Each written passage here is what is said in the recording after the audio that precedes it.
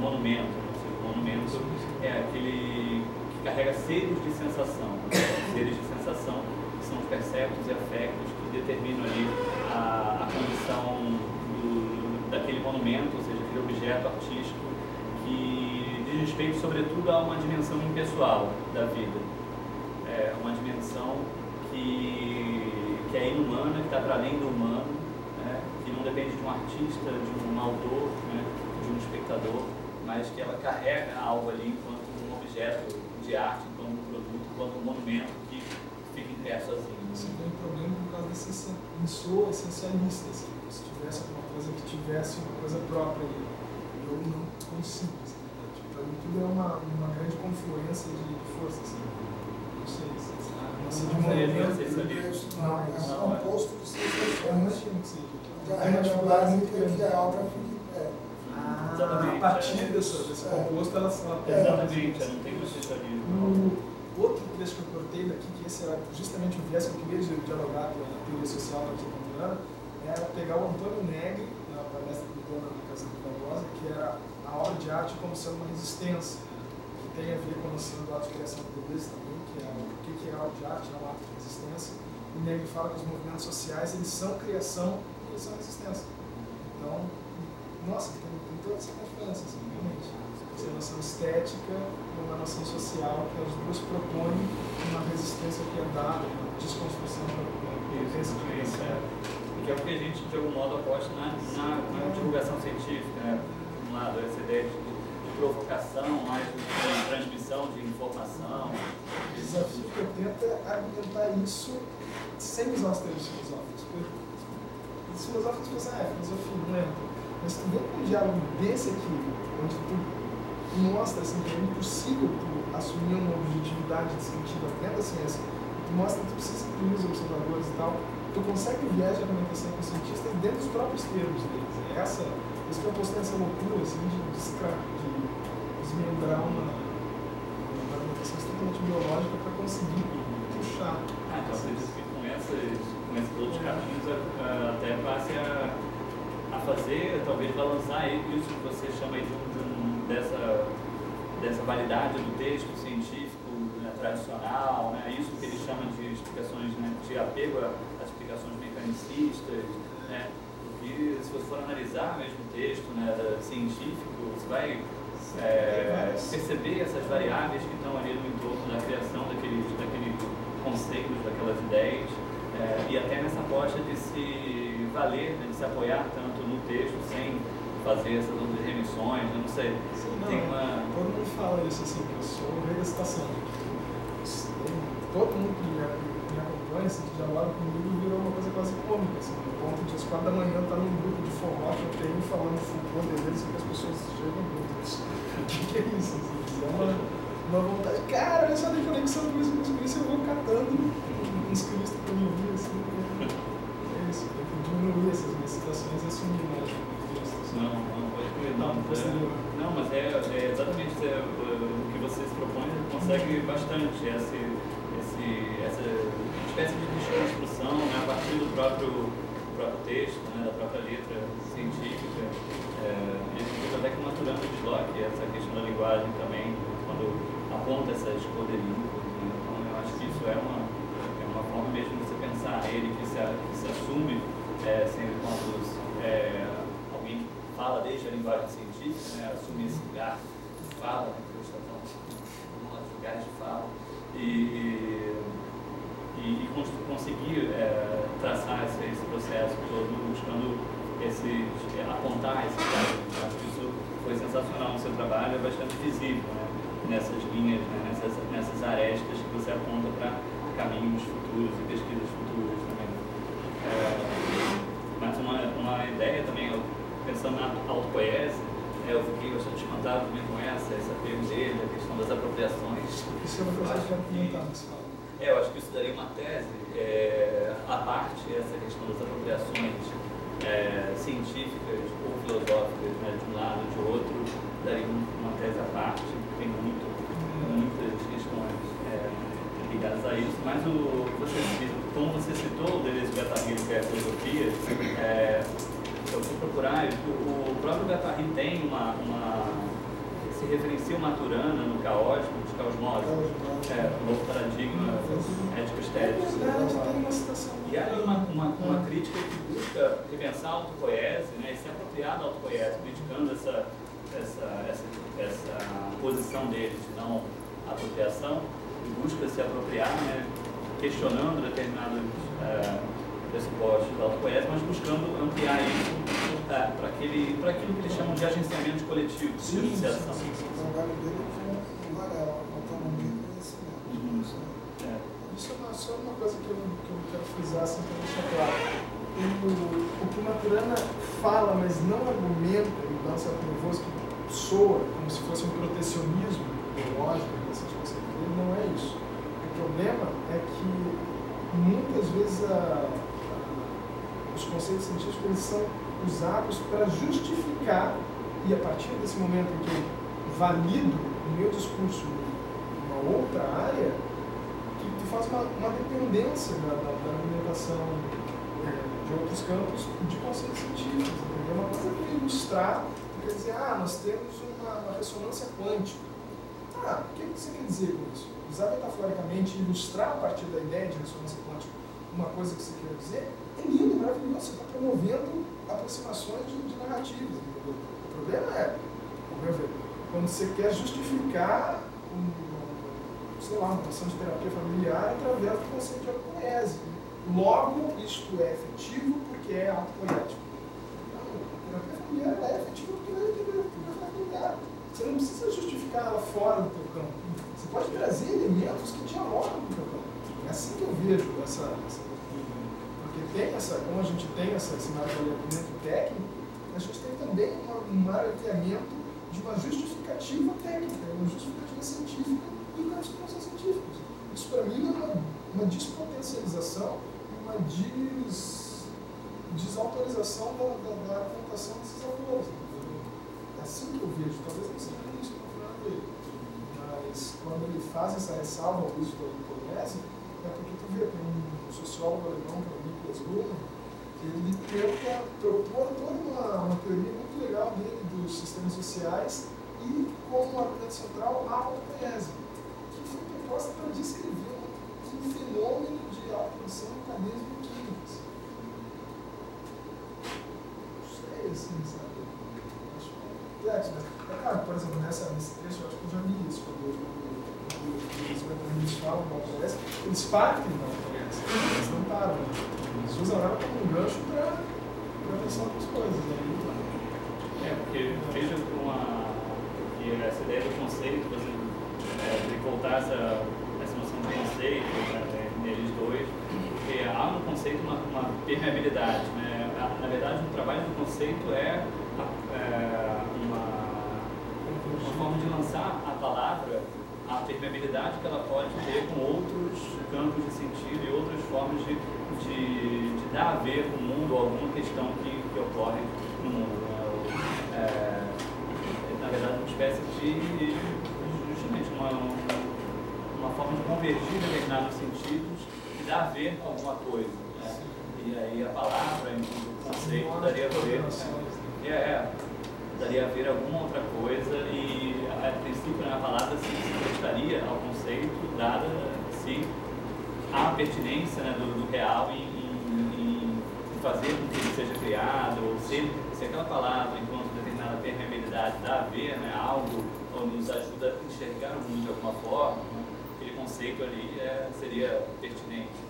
Não sei, mas é uma grande discussão. Uma questão que eu palavra, eu empaquei dois grandes momentos da dissertação.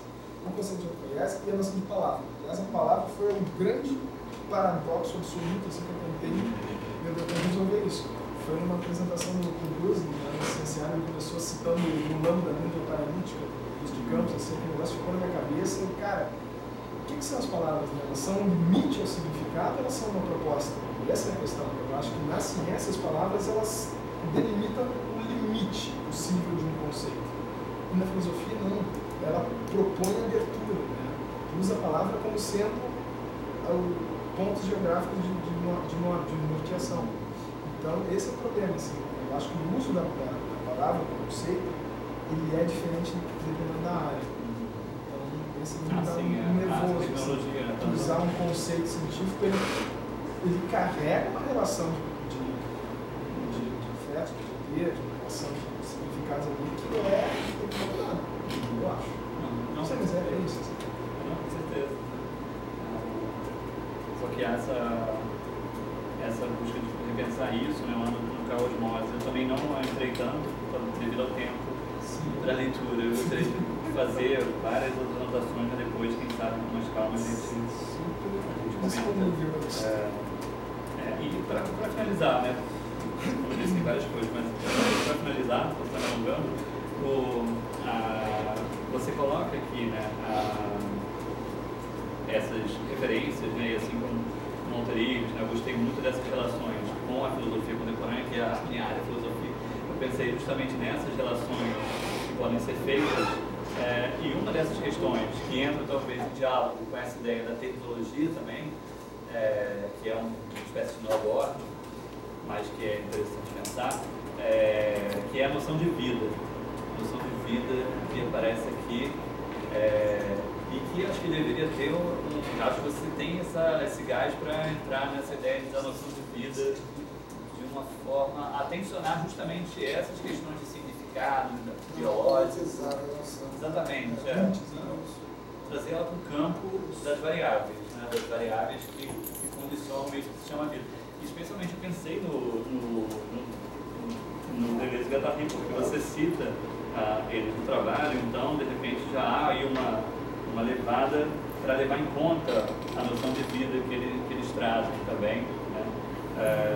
Especialmente por haver no Deleuze e Guattari uma conceituação de vida para além do organismo. E essa é a questão, assim, que pode dar ao trabalho uma saída do organismo, justamente, né? Não a partir da revirada, da recursividade, mas a partir de outros meios de trazer essa vida para um campo de variáveis intensos. Inclusive se chama imanência. Uma vida, exatamente. Imanência com a vida. E só para terminar totalmente, né, essa ideia de que há neles, então, uma vida que é, né, ligada à imanência e que é inorgânica. Essa que é a questão, sair do organismo. Como sair do organismo? Será que é possível sair do organismo a partir dessas ideias da coderiva, da recursividade, né? E se há a possibilidade de abordar essa problematização da vida, como problematizar o sujeito, então? Eu pensei muito na abordagem imanente que eles trazem de uma noção medieval que é a noção de epseidade.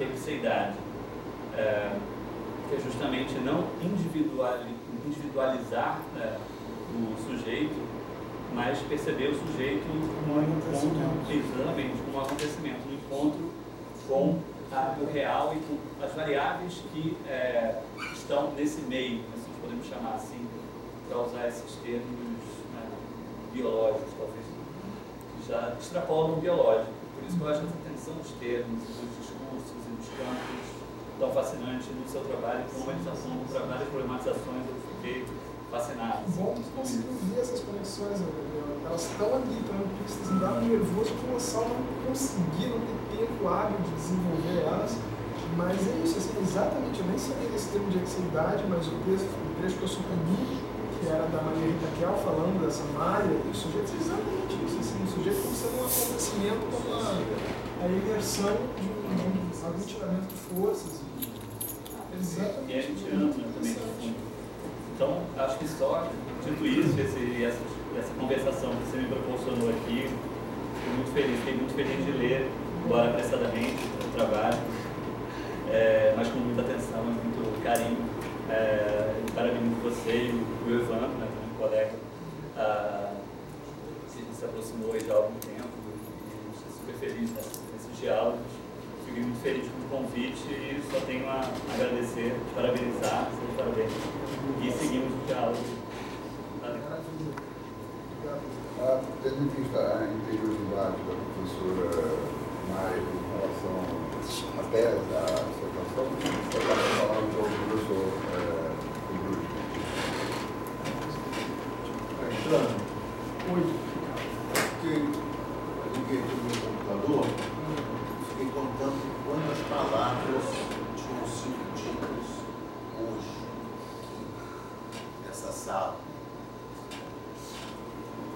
processando.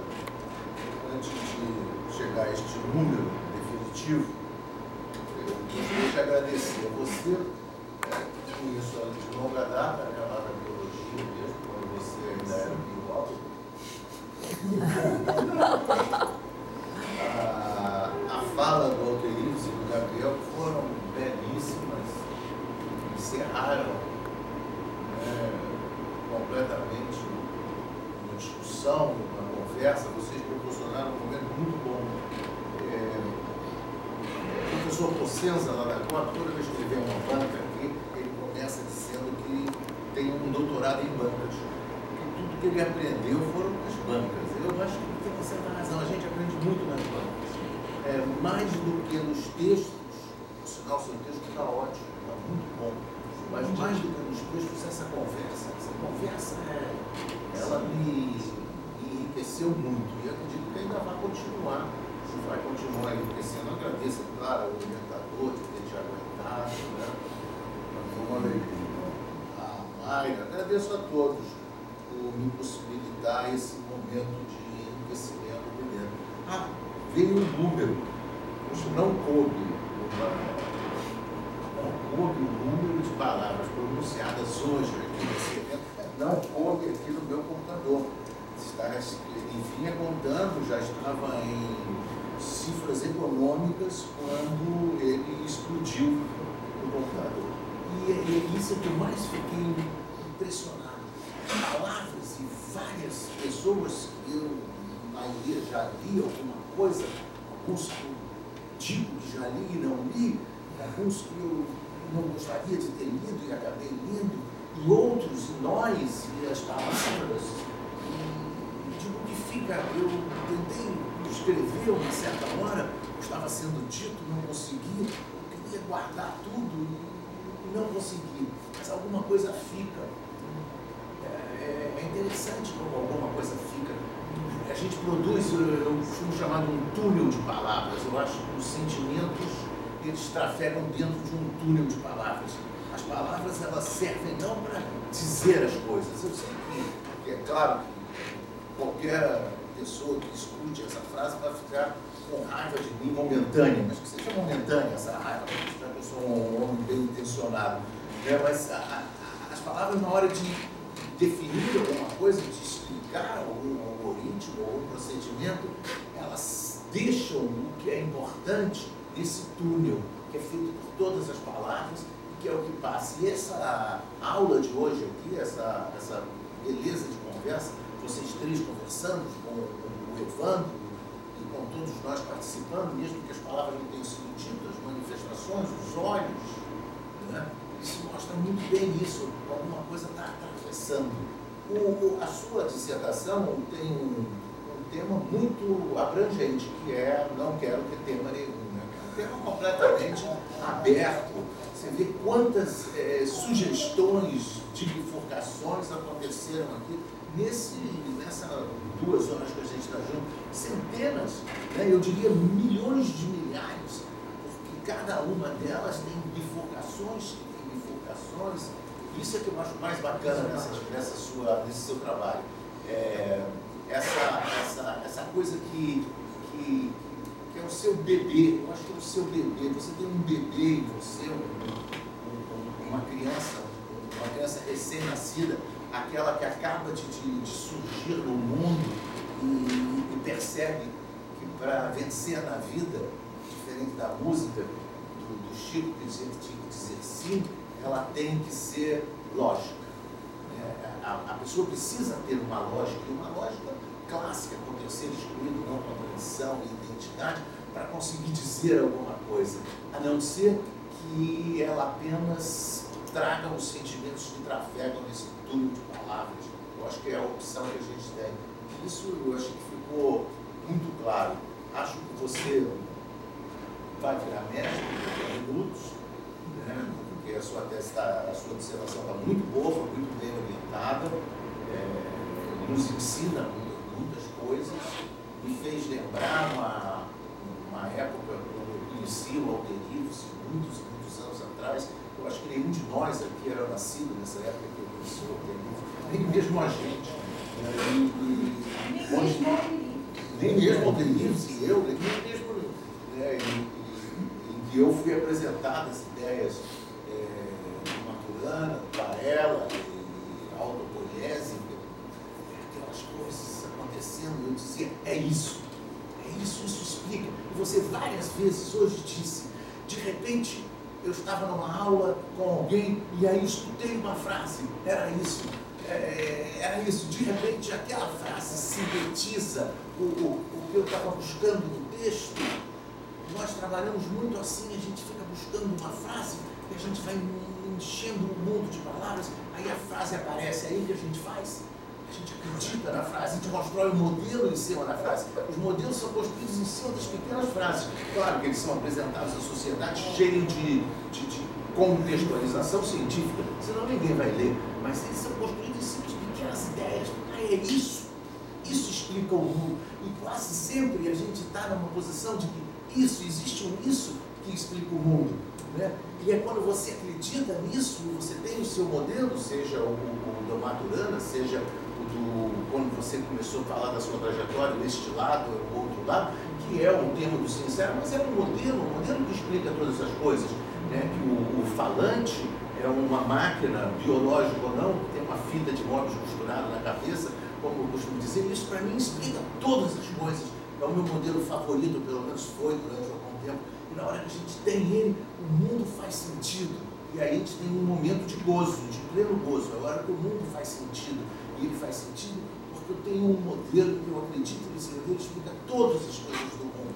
Tudo cabe. O exterior está todo no interior, o interior está todo no exterior. Isso é um momento mágico. É um momento mágico quando você está deitado numa grama. Eu agora estou me mudando do joelho de uma casa de escadas para uma casa que não tem escadas, onde tem um gramado lindo, um gramado quase que infinito, né? Principalmente quando eu estou deitado. Aí ele fica maior ainda. Né?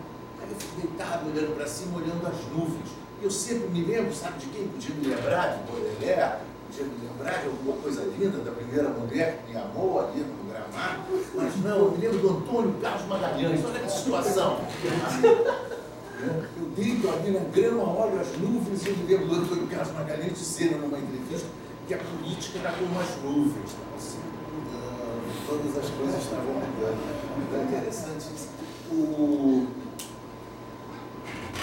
Muitas palavras, muita gente sempre acreditando, sempre querendo alguma coisa. É isso que faz, acho que a gente vivo, ou pelo menos academicamente vivo, a gente está querendo aquilo que não sabe. Jamais se deixe cair no velho acadêmico que está nessa sala, eu não vi nenhum, mas fora daqui, ali já a outra porta está cheia deles, é aquele que acredita que a explicação que obteve, talvez de uma frase, talvez de uma coisa infantil como essa, seja verdade, em que descreva realmente as coisas todas. Jamais caia na ilusão da verdade, a ilusão da mentira, a ilusão falsa, muito mais inteligente, muito mais verdadeira do que a da verdade. Adorei o trabalho, fico contente de vir aqui numa quinta-feira que eu devia já estar sambando. Meus tamborins já estão aquecidos e nós aqui. Então, parabenizo não tem pergunta específica, é claro que não. Eu mudava de ideia a cada parágrafo. Nos últimos momentos tive até de pedir auxílio do psicanalista, que lesse comigo um pouco, que deixasse ainda com o pé no chão. Então, eu acho que foi um trabalho lindo, muito bom, porque eu não esperava diferente desde o dia que te conheci, que eu não me lembro quando foi, mas bem Alterives era nascido nem eu. Então, parabéns a todos. Obrigado. É muito por aí assim que eu comecei essa dissertação também. Quando eu estava estagnado com as palavras, assim, eu ia muito para um programa que eu gosto muito, assim, que é o Provocações do Bourdieu. Vocês fisicamente até se parecem e administrativamente também. E é muito isso, assim, o Bourdieu tem coisas assim que realmente me atravessaram a dissertação inteira. Tem um texto do Bourdieu, que talvez eu até saiba adequar no trecho, que é sobre a dúvida. Devemos idolatrar a dúvida. Né? Que ele aproxima assim, um pouco da Clarice Lispector, quando ela fala que às vezes a gente tem essa ânsia de saber, mas claro, é óbvio que o não saber é um mundo infinito, sem fronteiras, porque as perguntas são sempre eternas, né?